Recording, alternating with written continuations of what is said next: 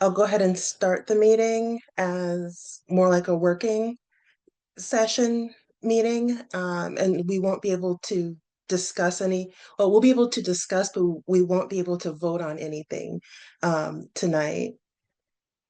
Um, and is it Councilmember Radina? Hopefully on Monday, I'll have two names for you and Councilmember Harrison um, to hopefully fill the seats. Yeah, let's absolutely talk about getting some more seats filled. Thanks. Yes. Yes. So welcome to the September 18th, 2025 meeting of the Ann Arbor Renters Commission. The Renters Commission is composed of um, voting members who are renters in the city of Ann Arbor, two non-voting members who are landlords within the city, and a representative from U of M Student Legal Services. Um, Sorry, I was running late, so I'm a little out of it for tonight for the beginning part of the meeting. Um, Kristen, can you do the part of the the talk about the see, this is why I said I'm a little off at the beginning here. The part about public comment Yes. while I bring the agenda up. Thanks. All right. So we don't have any listeners now, but I'll still read it because we have a new member and it's good for you to know. Um, so to speak during any of the public comment opportunities, you'd be able to speak through the webinar link or by phone, depending on your method of access to the meeting. To be called on to speak, callers must press *9 if listening by phone, or use the raise hand feature if viewing through the web link. And that web link is a2gov.org/renterscommission-meeting. You would then be called on to speak by city staff using the last three digits of your phone number or by your username, if available for those accessing through the web link. Next, you would hear an automated announcement that the host is allowing you to speak.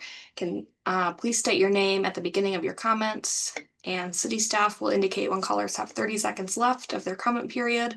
After 3 minutes, they'll be placed on mute so we can proceed to the next speaker. And so then we can move on to roll call. Okay. Thank you. Starting with myself, Chair Ratcliffe, I'm here calling in from Ann Arbor, Michigan. For our new commissioner, Toya, basically, I'll just say the commissioner's name, and then you'll say that you're present or here and the city that you're zooming in from. Next is Commissioner Pitts.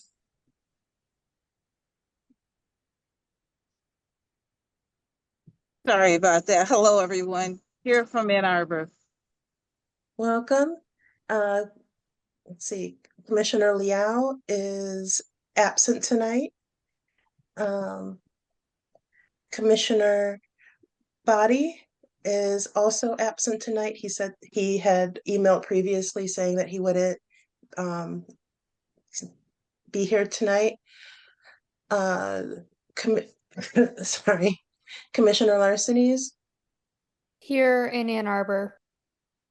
Thank you. Commissioner Droppelman. Here in Ann Arbor. Thank you. Commissioner Else. Here in Ann Arbor. Thank you. Um, our newest commissioner, Commissioner Pace. Here in Ann Arbor. Thank you and welcome. Thank you. And Commissioner Rosen said that she would not be able to be here tonight. She is the representative from U of M Student Legal Services. Councilmember Radina. Here in Ann Arbor. Thank you. And Councilmember Harrison texted and said that she could not be here tonight. And in the waiting room, we have City Attorney John Reiser, who normally joins the meetings. Did I miss anyone? I don't think so. Then Now that roll call is over, we'll move on to the next item on the agenda, which is the member introductions, and welcome to our new member.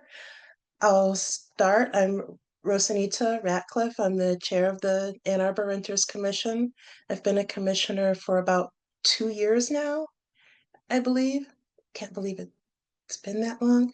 2 years, year and a half, somewhere around there. I was born and raised here in Ann Arbor, left for college and work, and moved back to Ann Arbor at the end of 2020. Next is Commissioner Larceny's. Hi, my name is Hannah Larsenes. I've been on the commission for just over a year.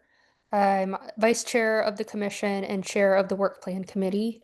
I'm from the Kalamazoo area, but I went to Michigan from 2011 to 2015.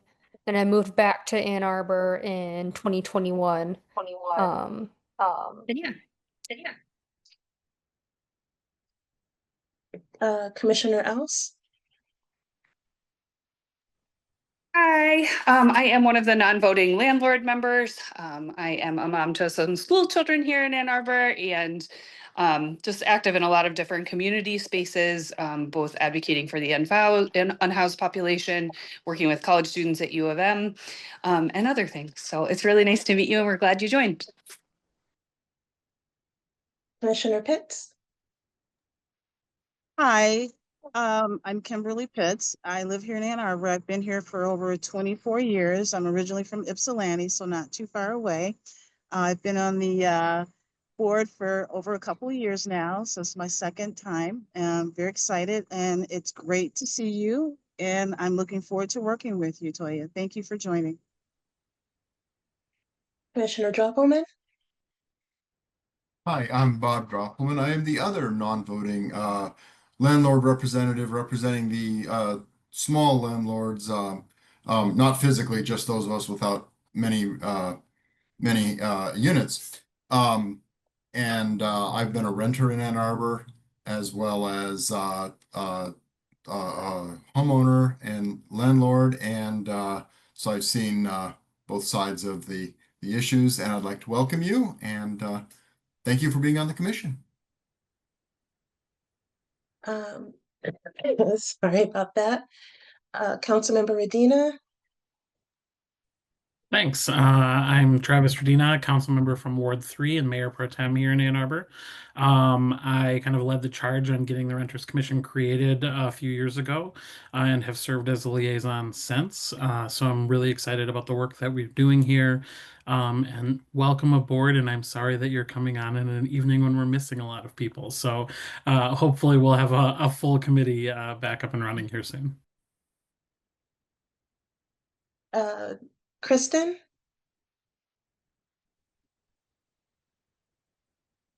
Hi, nice to meet you outside of emails.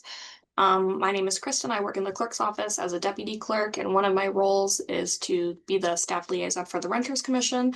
So I do a lot of the administrative support for the group, and then when you need things or like when you're seeking information, I'm a good go-between between you and other city departments, or kind of like others with the city for kind of anything you might need related to your work here. That's all. Thank you.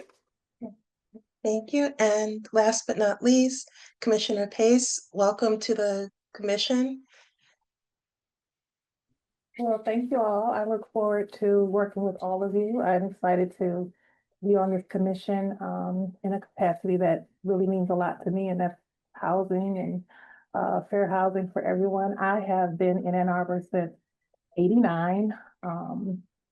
I came here and started in 8th grade and have been here ever since.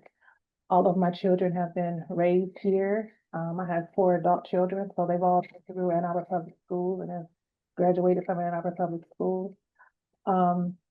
I have held positions within Ann Arbor Public Schools while I was still working on my degree in human services, before working in other school districts as a homeless liaison, working with students and families experiencing housing instability. from that, I transitioned to working, what I'm doing now is case management, working in the low-income housing and subsidized housing here in Ann Arbor. So I totally love the work that I do there. Um, and I look forward to making a difference and creating a positive impact as a part of and a member of this Renters Commission. Thank you. And we're excited to have you here, and we're especially excited that you jumped right in and signed up to help us table at the Green Fair.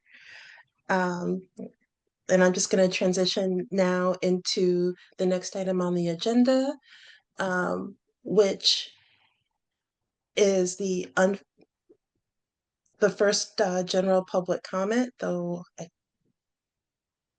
the only person in our waiting room I know is John Reiser, but we still have to go through this anyway, even though the meeting technically isn't live streaming right now.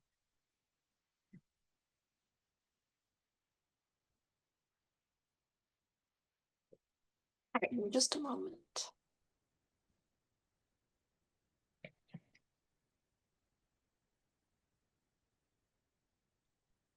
To listeners speak at public comment, call 877-853-5247 and enter meeting ID 935-8080-1941. Or to speak at public comment through the web link, can enter through the web link, which is a2gov.org/renterscommission-meeting. So the only attendee right now is John Reiser, and John, you can raise your hand if you want us to move you in. But if not, we can continue. So we'll give it just a minute. Oh, he has raised his hand. Although this is public comment time, I don't expect that he has a public comment. I think he's just moving into the meeting. Mhm. And while we're waiting for John, Toya, just for your knowledge, we are no longer broadcast on CTN, so folks kind of have to know to find us for public comment. And so, if you ever know of anybody who wants to speak to us, please feel free to advertise that. Yes, and all of our recordings are on YouTube on CTN. I believe there's actually a playlist from the Renters Commission. And so that might be helpful to you or anyone you know who may be interested in joining the commission. As you know, we have several openings. Moving on in the agenda is the junk fee ordinance.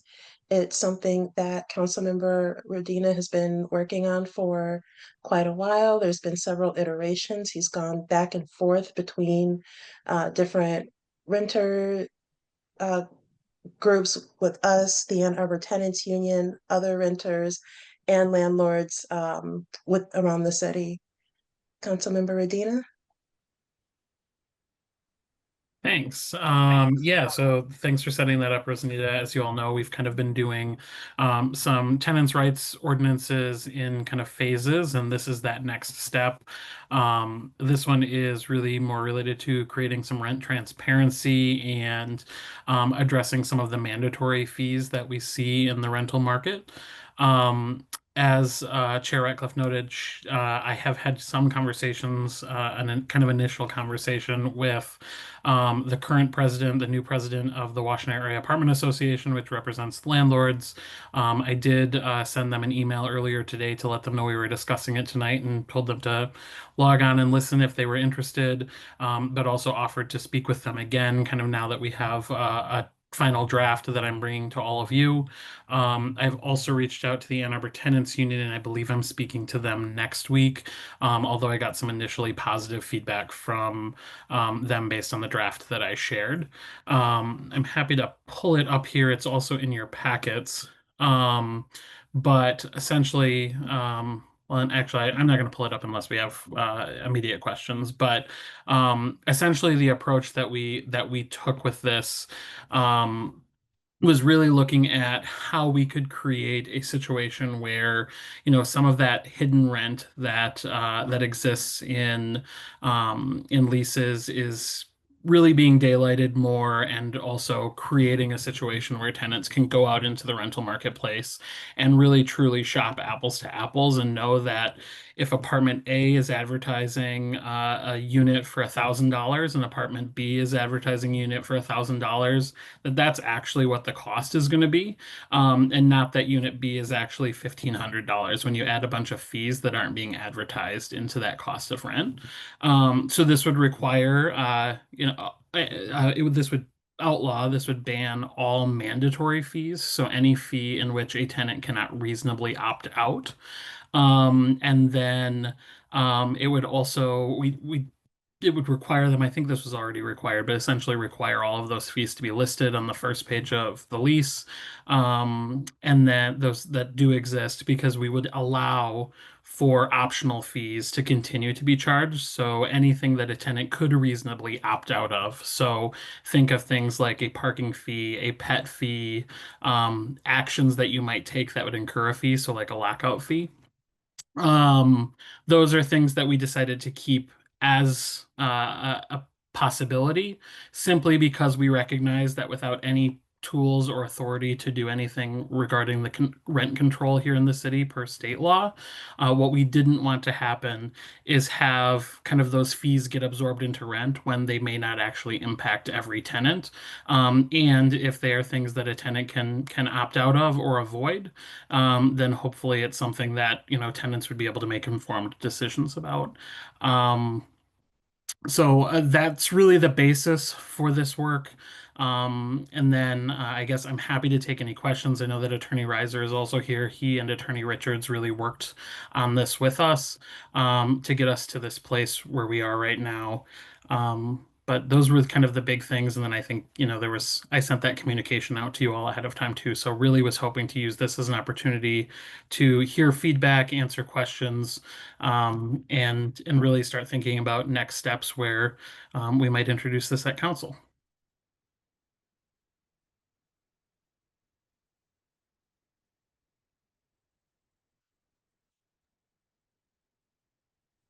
I do have at least a couple of questions. The first one is, does this include, say, like an amenity fee, such as like now that we have the green rental ordinance, we do have some things that um, maybe offered that weren't offered before, such as like a spot in the community garden, or we're talking about having not having to, but if a complex or um, a single family home landlord decides to grow edible plants, or if there's like a tool rental or something else, and that gets folded into like an amenity fee, is that something that's allowable as long as it just says amenity fee, or would they have to list out what those Yeah. amenities are? So all of those things, the way the things that I'm here, we really avoided um, defining any specific fees in the ordinance because, as we know, folks will just change the names of those Yep. fees, tinker with them Right. a little bit, and immediately the ordinance is outdated. So we're really focused kind of around whether the fee itself is mandatory or whether or not a tenant can opt out of it. And so if that's a fee that each individual tenant can choose whether or not they want to sign on and have access to those things, it would be allowed as an optional fee that could be added onto your lease.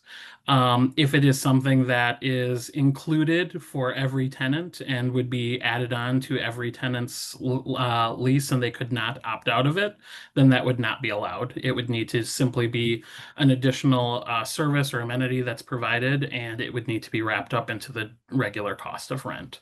And so our thought behind that, of course, I had this conversation actually with a couple of folks while I was at York having coffee with them. And I kind of equated it in this way because there was also some conversation about kind of fluctuating costs of things. And that's why, fees need to change year over year. And I said, listen, I completely understand that costs change, inflation is real, tariffs are real, all of those things that are impacting our cost of living right now. But when I'm sitting at York and I order my coffee, if I order my latte, because we want to get for my example, order my latte, I'm not going to pay an additional milk fee because the cost of milk went up. I might pay a couple more cents for my latte. And ultimately, what we want to do is start getting that rent being the cost, and if they make adjustments to that year over year, that's fine. But it allows tenants to be able to shop apples to apples in the marketplace, compare one apartment to another, and know that they're actually getting the price that they're going to pay, and not a cost that's going to be inflated once they get there to sign the lease. Does the actual fee amount have to be listed in advertisements, like if it's on apartments.com or Zillow, or is it when you're there talking with the landlord or property manager? Let me look back at the exact language. I believe that it does have to be listed out, but I think it's on the first page of the lease, not in the advertisement. Under 2C, first page of the lease. Yeah.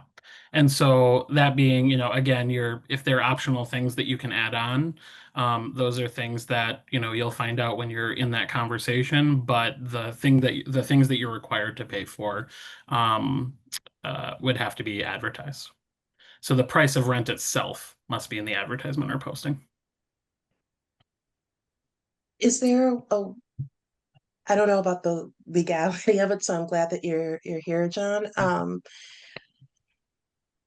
So in an advertisement under this, would they have to give a more specific list Nope, of? it just says, to cut you off, 6C, a residential premise advertised for lease must disclose the total price of rent in any advertisement or posting.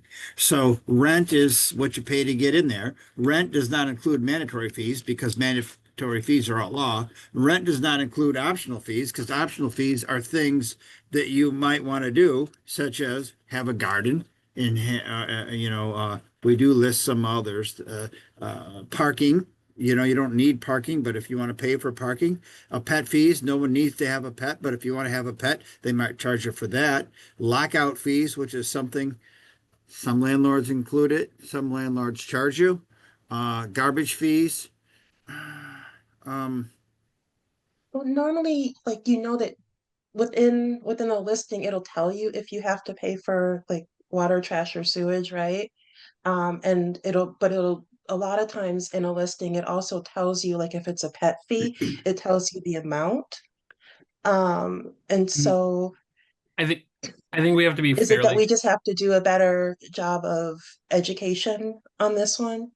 Yeah, I don't think we can necessarily. I mean, we're stipulating some of the transactional portions because that's something that I think we can regulate. Correct me if I'm wrong there, John. The yeah, actual like commerce portion, when you start getting into kind of all of those optional things, those are not necessarily required fees. So that's not something I think we can force them to disclose in an advertisement.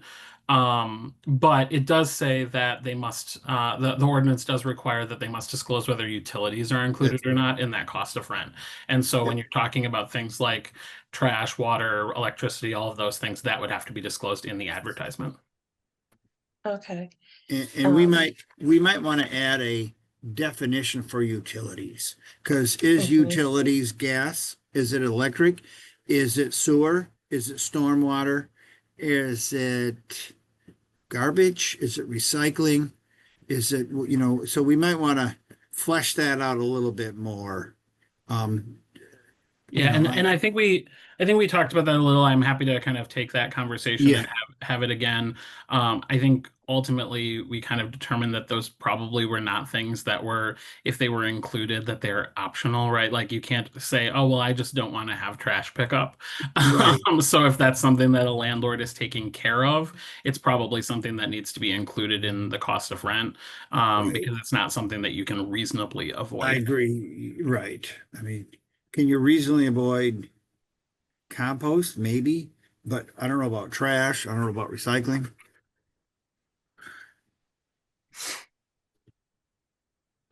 Okay. Um, and what's the difference between the updated draft and the previous draft? Is it just kind of more minute changes? Like, Yeah, I I don't think at one know. point it didn't have residential something, I think it might have said dwelling or just apartment. Yeah, I don't know which version you last saw. One of the specific recent changes was adding that 6 month effective date. That's something I haven't talked about yet. So in my initial conversations with the Washington Area Apartment Association, obviously there was some concern about the speed in which they could turn this around. I was heartened to hear that, they're not as concerned with this one that they're going to like lose money or it's going to cost them a lot more because, I think everyone recognizes, I think the tenants union recognizes, I think the landlords recognize that ultimately, for some places that this is probably going to result in them, raising their rents to cover the costs that they would lose in the fees that they charge. But it doesn't necessarily mean that you're actually increasing costs for the consumers. You're just talking about it differently. But it will require probably every landlord in the city or almost every landlord in the city to modify their contracts. And so we wanted to give them the time to be able to actually implement this before that they were not in compliance. It's not really reasonable for landlords to have an updated legal document prepared and ready to go 10 days after council passes it. So we put in that effective date 6 months later. That was a change based on conversations. I know that there were also some changes that came from the city attorney's office that were kind of a couple of modifications to existing language. And then really it was kind of just going back and forth on some of the best approach to this. And so, we were really trying to get at, what is a junk fee?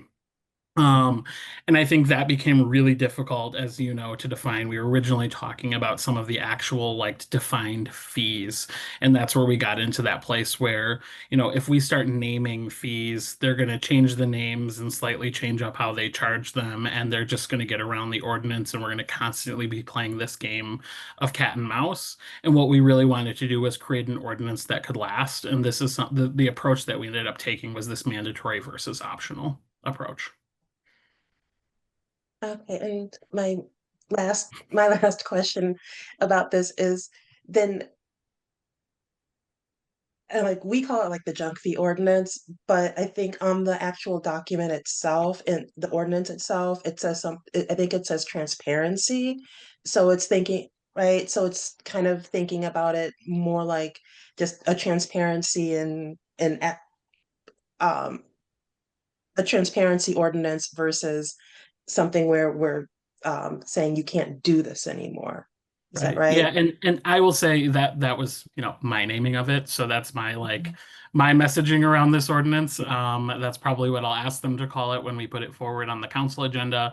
The ordinance for rent transparency and to I think I called it ban mandatory fees or something. But I think what I've really avoided kind of talking about it in the this is the junk fee solution because I think there are a lot of junk fees that exist out in this space. I think we already attacked a lot of those with our last ordinance, really getting rid of a lot of the pre-tenancy fees, all of the pre-tenancy fees essentially. Those are true junk fees in my mind. I think when we get into this, there are a lot of things that are probably reasonable fees that you're being charged for services that you're actually providing. But I think the real challenge here was that they weren't being presented to folks in a transparent way. So again, if you're being charged utilities because that's something that your landlord is paying for, that's probably not a junk fee. But the reality is it's not something that you were expecting to see as an additional fee when you were advertised a certain price with, your utilities are going to be handled by your landlord. So we want to make sure that it's very clear on the front end what tenants are paying for, what they're getting. And again, it's really about providing them with all of the information and the tools that they need to be able to go out and make informed decisions in the marketplace. And so, for some folks, a pet fee might be a junk fee. What I'm happy about is now that they can choose to opt out of that, or they can make a decision about finding a landlord that, wouldn't charge for that. But we didn't want to wrap that up in it because for somebody who might not have a pet, we don't want to see their, rent go up $20 because of something that, a couple of people in their unit might be taking advantage of, but landlords don't want to lose out on those fees, so they charge it to everyone. So those were the things that where it was, when it's that optional thing that's really about kind of your personal choices about what you're bringing to that apartment, then we kind of left those fees in place because those are things then that you can kind of shop around for. Okay, thank you. Yeah, of course. Anna? Yeah, I was wondering, would payment processing fees be considered an optional fee since it depends on what payment method you use? Yeah, so this was something that I actually discussed with the apartment association as well. And John, we may need to actually put this in here because I think this is going to keep coming up. Um, I argued in my meeting with them that a credit card fee is the cost of doing business. And that's something that they should ultimately, if they're charging it to tenants, just wrap up into their costs. I don't know though if this is something that they're charging every single month, things like that, that there's the, you know, if you're paying a transaction fee, things like that, that's every month and it's not avoidable. In my mind, that's a mandatory fee. But we may need to dig into whether or not that needs to be more directly mentioned in the ordinance because it came up in my conversation with the landlords as well. And then my other question was regarding late fees, because we had talked about that in previous meetings of some landlords charging pretty astronomical late fees. And I didn't see that addressed at all in this ordinance. Is that something that we could cap like we did with the application fees, or would that be better dealt with in a different ordinance? Um, I think it probably is something that we can address. It's not something that we addressed here because I think this was um, I do think that would fall under the optional fee. Like I think Yep. those would still be able to be charged. Right. That's an action that you took. But whether or not we place a cap on them is I think maybe a broader conversation for this group and in terms of what that cap would be, what it would look like. I think we'd want to have some conversations with some of our housing providers as well around kind of what costs are actually incurred and I think one of the things that I've always been interested in is if you're charging late fees, do they then, when they're paid, credit you towards your next month's rent when you're paying that off, or are there actual, is there a small portion that's actually a cost to the landlord? I think that's worthy of a conversation at this table by itself.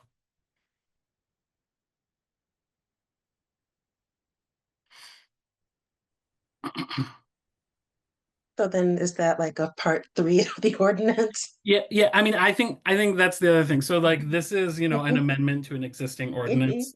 None of these are kind of standalone. They obviously all play off of one another. And I think we just recognize the work of this body is probably never going to be done. And it's always evolving. And so what I don't want us to do is continue to kind of delay some of this important stuff because we need to add other things on, because I think we're always going to find that we add other things on. And so I think, we continue to take action when we can, and then, move on to the next item is kind of my approach. And so I'm happy to have a step 3 through 10 if we need to. Thank you. And is there a target month for the first reading? So yeah, depending on, feedback from you guys, I think we're to the point where we'd really like to kind of keep this moving along. I know that it's taken me a while to get it back to you to begin with. We also, I'll want to hear feedback from the tenants union next week and see if there are any major things that they raised that we haven't thought of. But then based on that, I'm looking at introducing it for first reading next month to council. And so to get that process moving there, and that would hopefully give, if this body wants to pass a resolution like you have in the past, I think that, you would be meeting again before it would make its way through the entire process anyway.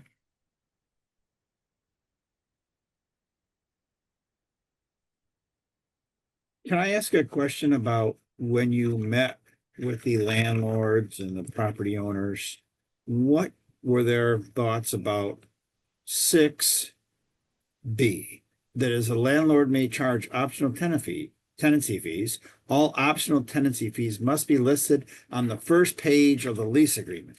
So some of these folks have like national leases and leases that aren't prepared by them. And like, did you talk about like an addendum We- that just says fees, or what was the discussion Yeah, about it that? was brought up that some of these are kind of national leases. My feedback at the time was that, there are a lot of municipalities that folks are operating in, all with different laws and different rules at both the state and local level. And I'm confident that their national companies have the resources able to make sure that they're following our local law.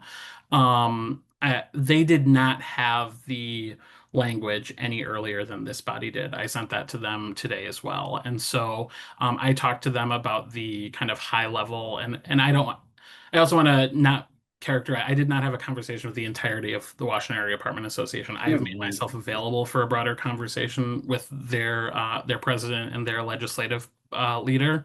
But I don't want to characterize anything as kind of feedback from the group. But that was raised in my initial conversation as kind of a concept, but they had not seen the actual language yet.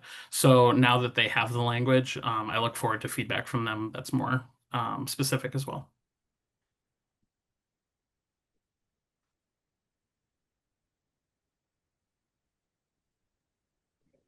Does anyone else have any questions or comments about the ordinance?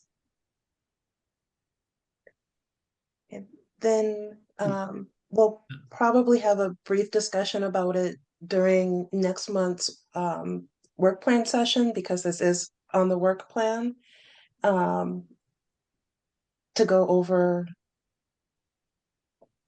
what we're going to do with the resolution and then vote on the resolution at next month's meeting. And I was looking at the calendar just now, and our October meeting is right before the second Monday in October. And I think my at this point, based on us kind of having such a small group tonight, and I think it's important for Gail to provide some feedback from kind of the campus perspective and others. I likely would not introduce this for first reading until after that next Renters Commission meeting, just so that we can make sure that if there are additional changes or feedback, that we can get those done. Okay, all right. So then for us, we can still discuss it then hopefully at the October work plan meeting, and we'll have it on the agenda for next month's regular meeting about a discussion or feedback a second time. Because we all just got it today, so that'll give everyone Exactly. time to look it over. Yeah, I want to be able to give everyone time to sit on it, think about it a little bit more. If there are things that come up, please feel free to send them either to me or through Kristen, maybe is the better approach, so that they're all gathered. But feel free to pass feedback along to me, because very much, while it's pretty straightforward, pretty short changes, but if there are things that we're missing here that we should be thinking about, I definitely want to take those into consideration before we introduce it.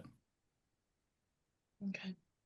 Thank you. And I think I saw John's hand raised. Yeah, and I guess for the renters in here and people who are real familiar with the recent renting community, under 60, I guess, what utilities do landlords typically include? Whether it's gas, electric, water, cable, internet, Wi-Fi, uh, garbage, recycling comp. What are some of the extra things that tenants, that the cost of which are passed off to tenants?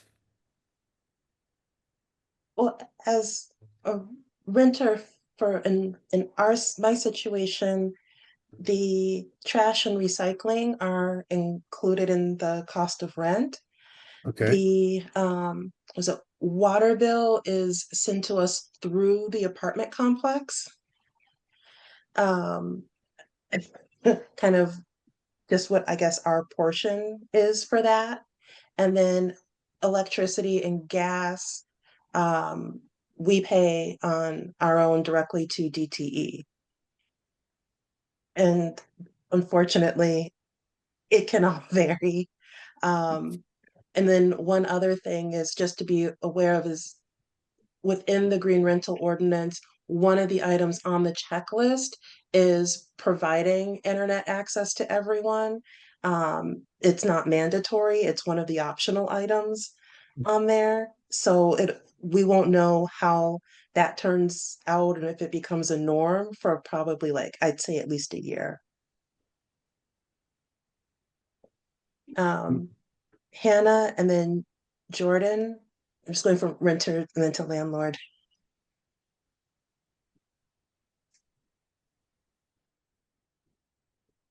My current lease includes absolutely everything, including trash, recycle, water, gas, electric, and internet, which is very convenient.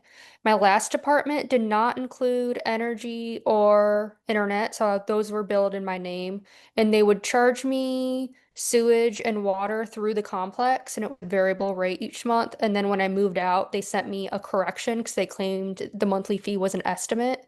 And they also underestimated when I toured the place and asked how much the fees would be, they definitely underestimated what they would be charging me. Um, yeah, that's been my experience. Yeah, I think, I Jordan mean, and Toya, oh, sorry. because I know you Every, have to leave soon.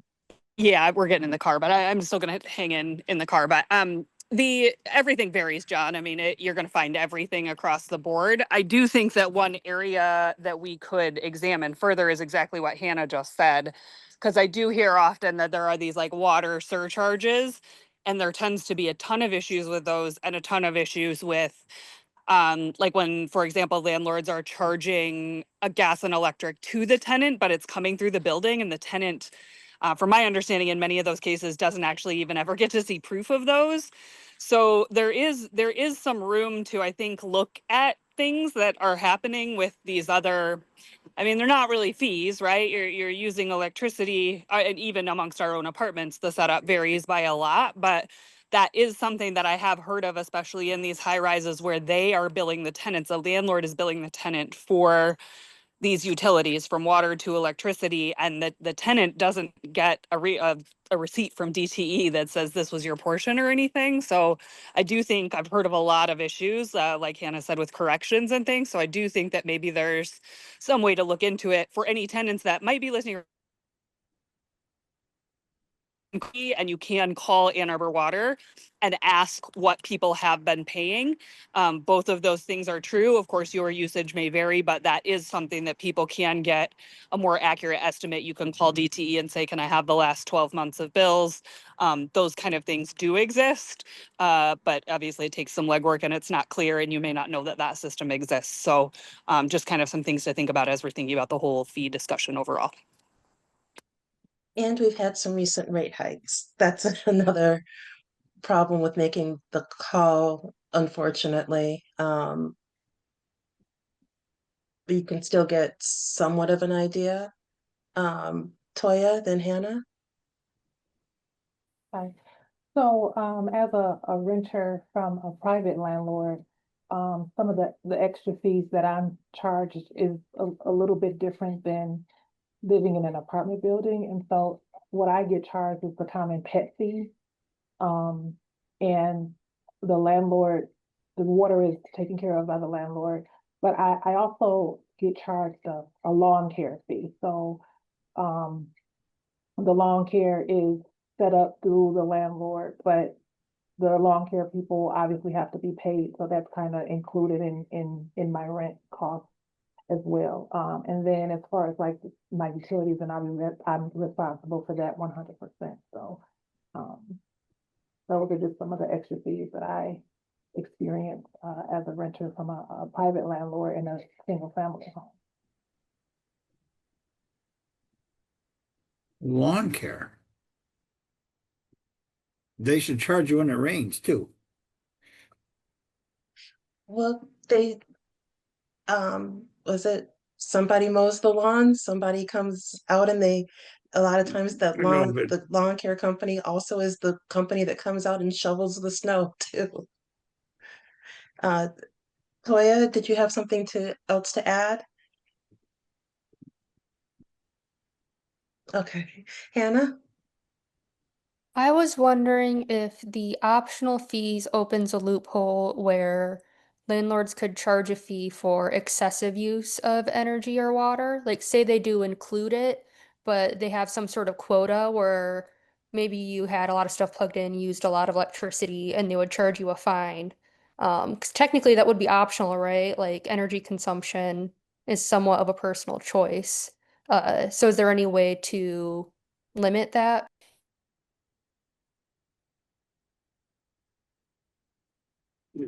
Limit how much they can pass on to a tenant? Like, could they put a quota? Like, sure, we're gonna include water, but if you exceed X amount of water use, that's considered excessive and not included in the rent price.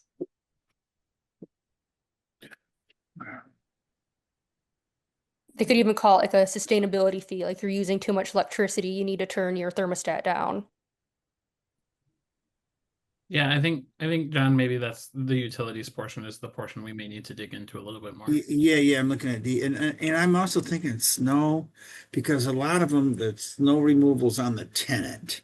And is snow removal reasonably avoidable? No, because it snows and we have an ordinance that mandates that the snow be removed from the sidewalk. Well, it doesn't, that's incumbent upon the property owner, but a lot of property owners, say, here's your shovel, kid, shovel the walk. And if you don't shovel it, I'll get a ticket and you'll pay the ticket, or I'll hire it out and you'll pay that. So But I think, I think that gets into whether or not the service that's being provided, whether it's an optional thing or not.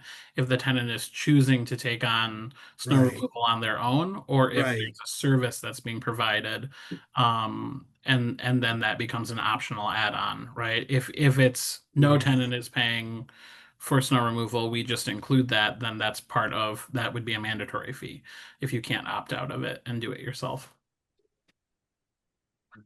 But like, are they gonna say there's a lawnmower in the garage? You know, you mow it, you can, If you're renting an individual unit, I mean, my neighbors rent their home, they're responsible for their lawn. the tenant The is? tenant is, yes, because they're renting, a single family home. Now, if you're, renting a multi-unit, So that's gonna be that. I would guess that a judge would find that it is unreasonable for them to say, hey, tenants, there's a lawnmower outside, figure out amongst yourselves who's going to mow the lawn. No, but some Um, tenants would rather do it themselves than pay what the landlord is gonna charge a company. So but and that's the same. I don't think that's any different than what currently exists, right? Like either your landlord is taking care of that or they're not, and they're charging a service. If it's something that you can opt in or out of, again, that's a choice then that the tenant would have. And it empowers the tenant to make that choice. But what if it's a landlord that says like, this is just, it's included in your cost of rent? We're not saying it's a fee. We're saying that your rent is $2,600 a month because we are providing lawn care. Correct. Yeah, then that's where it should be, right? It should Right. be it is reflected in the cost of rent, and I have a choice of whether or not I want to choose to take on that rent as a tenant that has those services provided, or I want to shop apples to apples in the market and say, oh, I can find this place for $600 less, and maybe they don't provide lawn care. But again, if we're kind of getting back to all of these services can or cannot be included, and that's something that we don't get to dictate now anyway. The decision is how you're being charged for them, and if they're services that are provided and you cannot opt out, then they can't show up as a hidden fee. They need to be included in your cost of rent and factored into your cost of rent. If there are things you can opt out of, then they don't have to be factored into rent, and a tenant can take the choice on of whether or not they want to sign up for that service or not. Anna? On the topic of yard care, I did have a previous apartment where the lawn care people were just never showing up. So, and it was a duplex, so it was multifamily. And I just ended up negotiating with my landlord to reduce my rent if I took care of the lawn care. So I would consider lawn care to be mandatory. You can't avoid like not taking care of the yard. Like there are ordinances about how tall the Right. grass could be, right? But yeah, if anything, like yeah, just transparency about it. Like, does the landlord expect you to take care of the yard or, Yeah. you know? And I think that's the thing, taking care of the yard is mandatory. I think whose responsibility it is ultimately where this will come down, right? As to whether or not it's included or not. And so if it is a mandatory included service, this is something we're including in rent, then it's not something that they can charge as a fee. If it's something that you as a tenant have a choice in, then it could become an optional fee.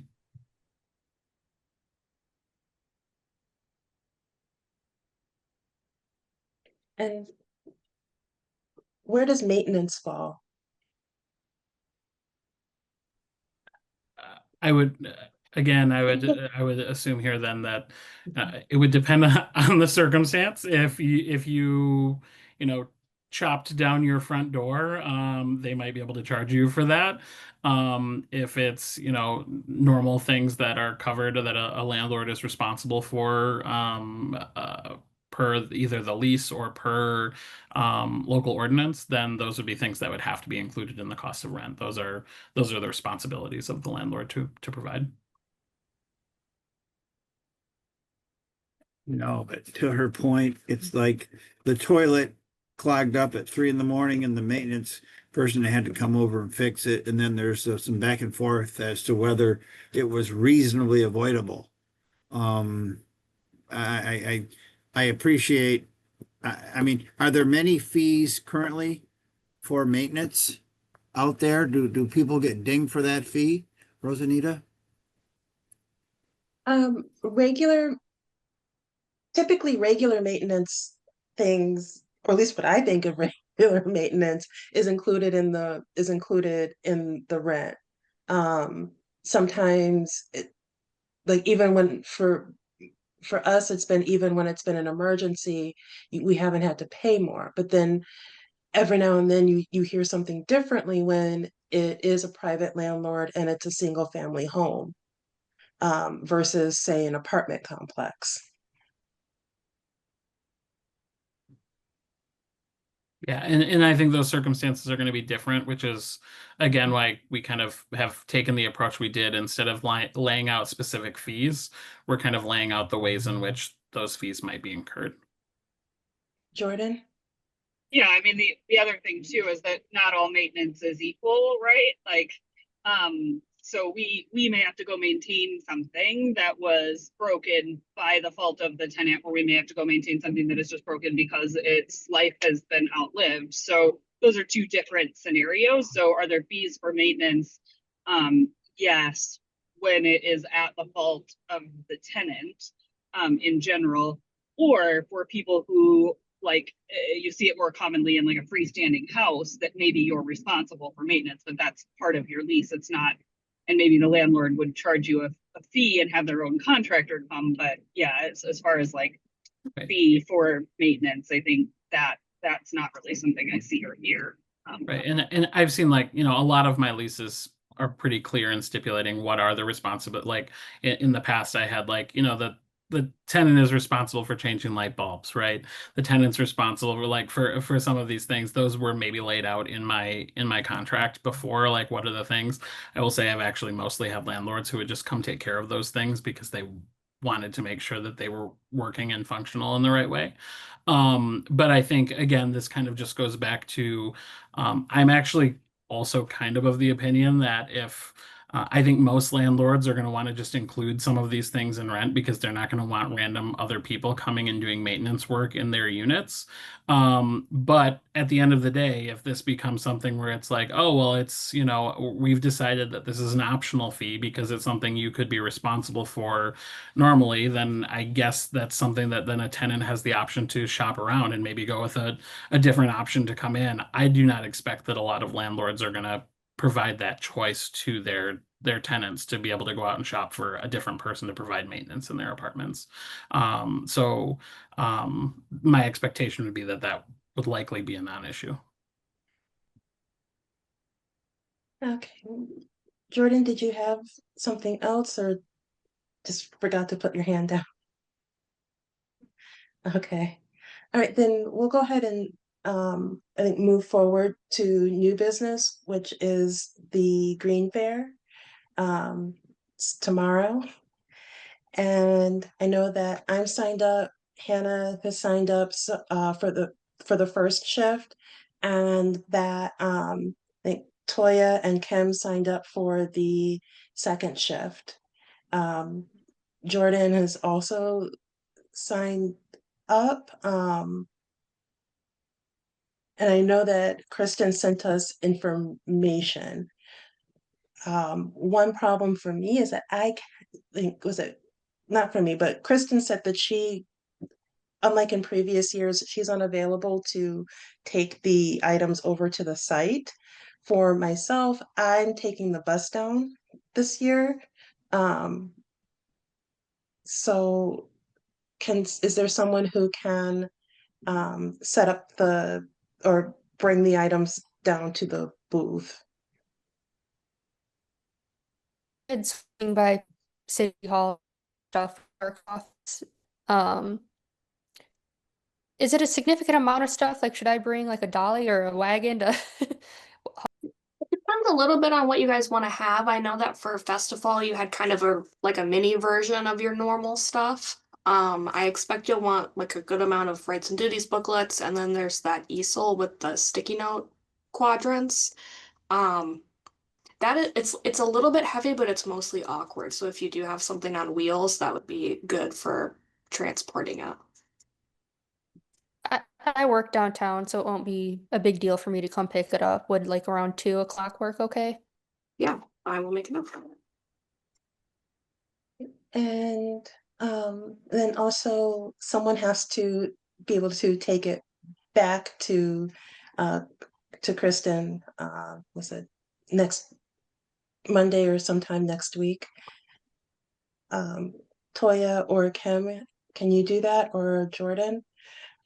Sorry. Is there a specific time that she would need it back during the day next week? Next week, anytime before 5. Following week, if next week is a conflict, the following week would be fine too. I'm flexible for that. Okay. I'm sure I can get it back to you as far as what I can get it back to you next week. As far as what day, I don't know right now. No problem. Just let me know when you know, and then I can give you some details about when you get here and what to do with it. Okay. Cool. Thank you. Thank you, Toya.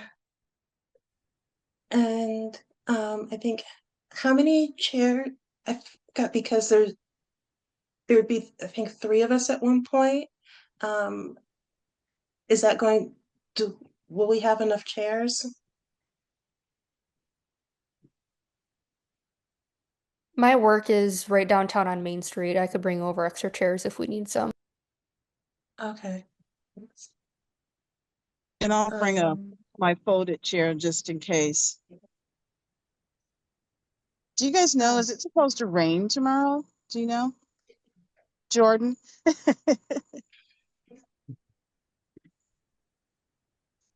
It doesn't look like it's forecasted in Ann Arbor though, and yeah, you remember last year it wasn't supposed to either, and then it did.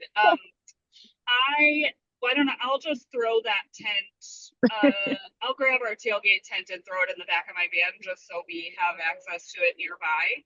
How about we'll go with that plan just in case, and I'll keep an eye on the radar as well, but it also helps for heat, so I'll just toss it in there. Okay, thank you. Thank you. Yeah, I was looking at the forecast because previously it said it was going to rain, possibly later on that evening. Um, let's see, are there any other questions? I haven't done the Green Fair before, but I think Kim and Jordan, you've done it, right? Yes. Yeah, and Hannah has too. Oh, that's right. Hannah did it your first year. And I think Yeah. Michelle was there too last year. Yes. Mhm. Right. So, so, so Toya, that you've got people who they've done it before, and um, it's pretty easy. People come up to the table, or you try to get people to come to the table, tell them a bit about the Renters Commission, letting them know about the Rights and Responsibilities Handbook, getting that into their hands, or having them snap the QR code so that they can have a PDF version of it. And then also letting them know about the ordinances, which they're on the website also, which we have QR codes for, the early leasing ordinance, um, the the junk fees one, and the green, letting them know that the green rental ordinance is coming into effect in a couple of months. Um, I think, Kristen, do you know if OSI will have information about that at their booth, or is it something that we should add to the QR codes? Because I know that they have a portion, they have the special website that has like what kind of a port, like a section that's specific to renters. I expect that they will, but I'll check in with staff just to see if there's any, like if there's somewhere where the Renters Commission can fill in. And then let you guys know. Okay, thanks. Yeah, because like, I mean, if possible, I think just for future reference, we should probably have a QR code that leads to their page on the part that it talks about what renters can do. I think that would be good.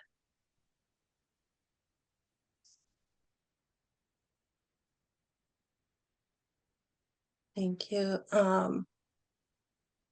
Is there anything else we need to cover about the Green Fair? Did everyone who's coming get the email that has the map and where, if you're parking, where to park?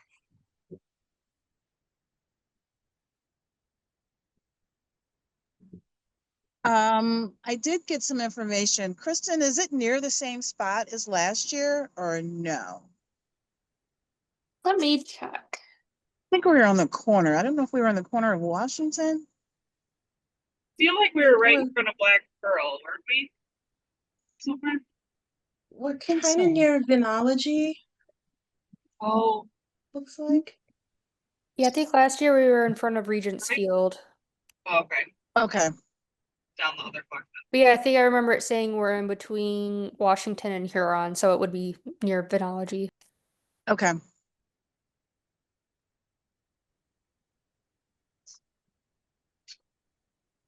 Yeah, it looks like about halfway down the block between um Binology and Washington.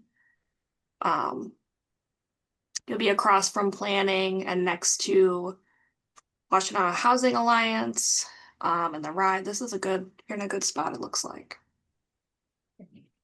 We've Cool. moved up in the world. That's a good location. Cool. That is good. We need that. Yeah, so we'll need a lot of information, Hannah. And then we have the cases, right, for the QR codes. We still have those. We have everything. It was a good setup at the library. Okay. Great. Okay, great. And if there aren't any more questions or discussion points about that, then we'll go ahead and move forward to planning for the next meeting. The big item on the agenda will be really discussing the green, the rent transparency ordinance, or rental fee transparency ordinance. Um, I I don't believe we have a speaker planned for next month, so I think that'll be the that'll probably be it. Hopefully we'll either have a new member or we'll be close to having at least one new commissioner.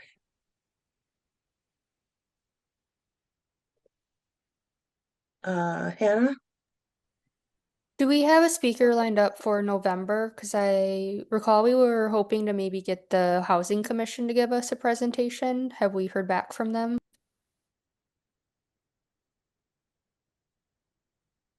I don't have confirmation yet, but I can follow up. Thanks. And so I think that will probably be our last speaker for 2025 if we can get the Housing Commission in November. Moving forward, the report from City Council, Councilmember Radina. I always forget that this part is coming up at the end. I don't know that I really have anything additional beyond kind of what we've already chatted about in terms of what we're working on. Obviously, our work on the comprehensive land use plan is still ongoing. I know that we've talked about that previously as a commission, but that work is still happening. We don't have anything before us immediately. And then, oh, I guess the other thing that I can share an update on is if you haven't seen already, council did move forward at our last meeting. Continuing negotiations on 2 of the city-owned downtown parcels for further development for additional housing. So that's the, the former Klein lot and 415 West Washington were the big ones. So, so those are potential properties that would have more housing coming online in the future. Not about those, but at our last meeting, we had talked about the quorum issue and that when we had passed our talked about our bylaws before and we'd actually passed asking if we could do just like the 50% plus one of members who are there. Is that something, did you guys find out if that has to just go before council or how that would work for us? Yeah, I'm gonna ask staff if that was something, was, did we have somebody looking into that specifically? If it was supposed to be me, I apologize, but I think that might be a question that we have to ask our attorneys about what the process is for doing that. I think somebody raised that you guys may have already voted on that. So if it's something that we can just bring forward, then Attorney Reiser, maybe we can work on getting a resolution to do that. And it probably goes through Chris, but I don't know if you could maybe. We'd already voted on it.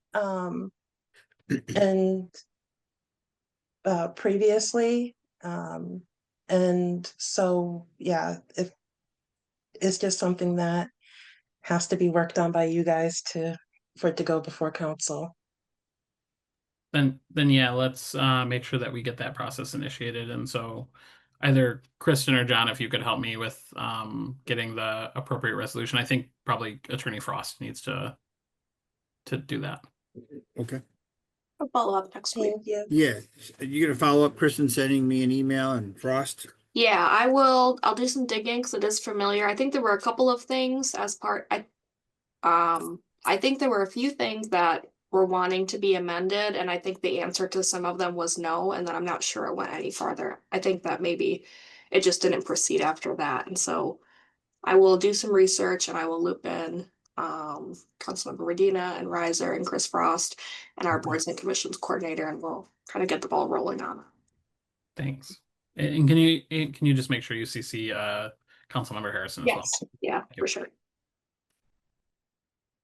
It is next is a report from the commissioners. Do any of the commissioners have any news to report? Okay, then we'll move on to a report from our staff liaison. Kristen, do you have any news to report? I do not. No report. Okay, then we'll go ahead and move on to our second general public comment. I know that we do have one attendee. So, All right. If you, to listen or speak at public comment, call 877-853-5247, and you can enter meeting ID 935-8080-1941, or the meeting can be joined through the web link at a2gov.org/renters commission meeting. If you are listening by phone, you can press *9 to raise your hand to be called on to speak. If you are watching through the web link and you'd like to address the Renters Commission, you can use the raise hand feature. Can address the Renters Commission for up to 3 minutes about any topic.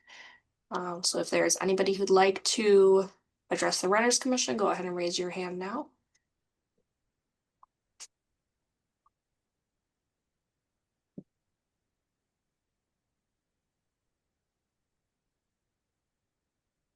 And they have not raised their hand.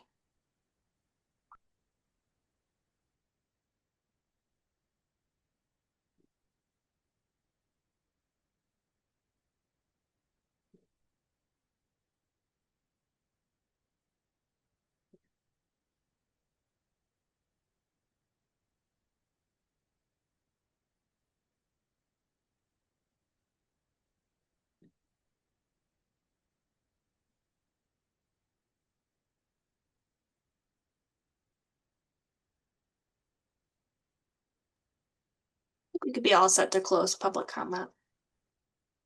okay, then the last item on the agenda is communication, and we did have an email about a possible early leasing ordinance violation. It looks like the person had 2 consecutive 6-month leases, and so with the 2 consecutive leases, it falls under being eligible for it, because I think the ordinance says 8 months minimum, and so 2 consecutive 6 months were allowed. And the person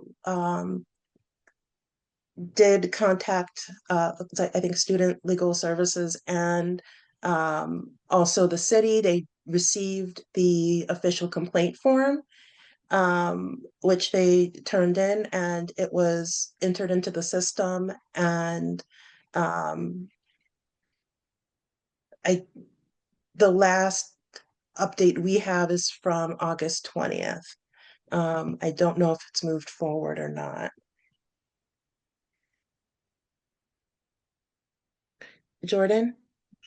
Kristen, I was wondering if you could get us, I know it's been a while since we heard an update on if any of those fees have been charged. That might be helpful for us to know. And this situation was also last fall, so I was curious, did they really report it that much later? I don't, the dates on the Student Legal Services email and the other emails were 2024.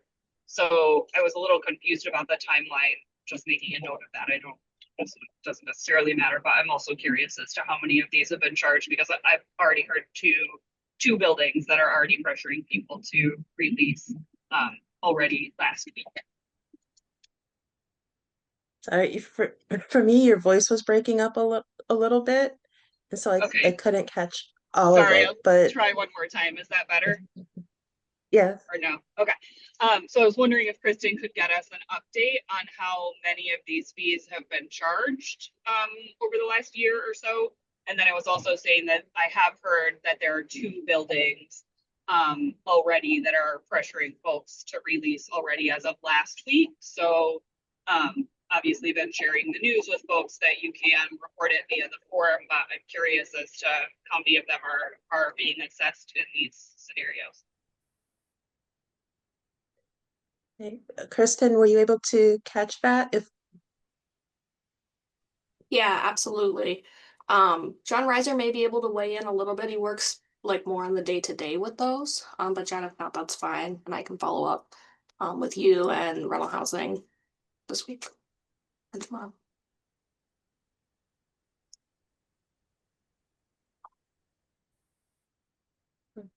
John? Well, first on the leases that exceed 8 months, 2 6-month leases are leases that exceed 8 months. So you don't get a pass just because you link them 6 + 6. That's something we'd be interested in. So I mean, I don't know. Right, that's what I was saying, like and that was said in the email was that because it was 6 and 6, it's past 8 months, so that we That's right. could, so Yeah, it was yeah. something So that you that guys, the that's complaint something was we'd be interested. allowable. No, I didn't. No. A Yeah, I landlord. guess. I'm not I'm not necessarily agreeing with that. It says for leases that exceed 8 months, um, must provide each tenant with the terms and conditions of a successive lease no later than 180 days before. So in other words, you have a right to renew because you have leases that exceed. It's not a lease that exceeds 8 months. So we would take the position that daisy chaining them 6 + 6 = 12, not 6 + 6 is less than 8 months. Right, and they filled out the complaint in October, not And not October, at the end of and, August. and I'd have to follow up with Okay. Pete or Janet to see where that is in the process. Okay. Um, so Kristen, for next meeting, do you think we'd be able to get kind of a rough number of the I guess, was it how much in fees have been collected? Is that what you're asking for, Jordan, More how many, so like far? how many fees we have, like penalties we have given out? Well, we don't give out any penalties. The courts do that. Or We issue civil infractions, and then the courts mete out the fines and costs as they will. I don't know that Kristen has that. Um, Rental housing may or may not. The 15th District Court certainly would. Um, I can get so information on like tickets written, and then depending on how much like what the volume of that is, I can yeah, do a little bit more research to see I mean, the how court it falls. administrator, Cheryl would probably say, "Hey, Cheryl, can you type in 8:530 and see what comes up for 2025. I mean, I know how I would approach it. Okay. Yeah, I mean, I'd also be curious to hear, like, if 50 people have filed the form and only 2 fines have been issued, like, why? You know what I mean? I'm more interested, not John, not the amount necessarily, but the overall process. Is this working? Is the protection for tenants playing out in real time? Does that make sense? Yeah, no, you're right. Why write ordinances if they're not going to be effective at holding landlords accountable? No, I appreciate uh, the essence of your inquiry. And I know we have had these cases. I don't have that data in front of me, but it's findable.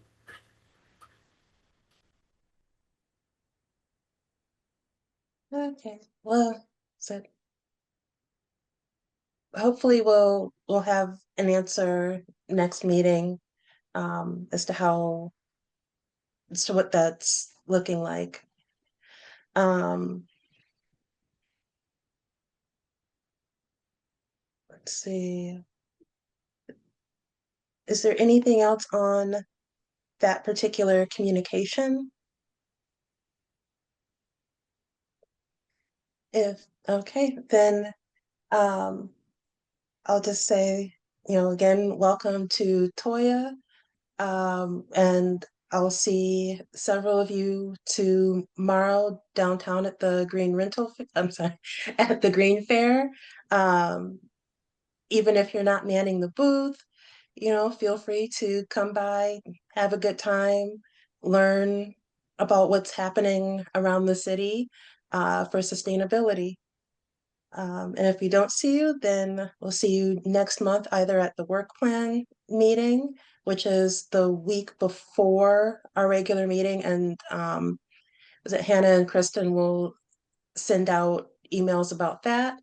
And if we don't see you there, then we'll see you at a regular meeting the third Thursday in October, right before Halloween.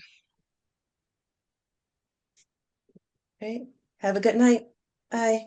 All right, bye-bye. Bye.